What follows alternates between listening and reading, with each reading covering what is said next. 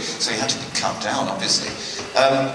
But the first day I went out onto set, and it was in a big soundstage, and there was loads of sand all over the floor, big arc lights, and just the Millennium Falcon cutout at one end of the room.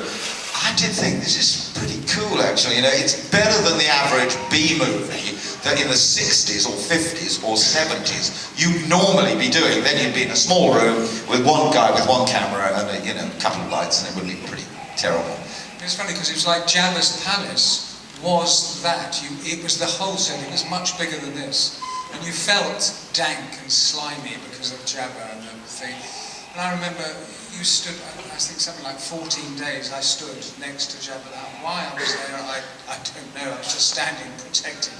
But it had an atmosphere, and that's when I knew this film is going to be as successful as Empire. And you just knew. There was the feel of it was just damp and clammy. As to Jabba's palace, my wife, I never let forget, was offered a part as the slave girl in Jabba's palace. Because I got the job through Tony Daniels, who I was working with in London, in a kids' TV show, which we were both in, and he rang me up and said, I'm doing this science fiction film, and the guy, George Lucas, who is the director, has asked me if I know of anybody else, any character actors. Are you, Kate, that's my wife, interested in doing it? And I'm going, oh, well, all right, okay.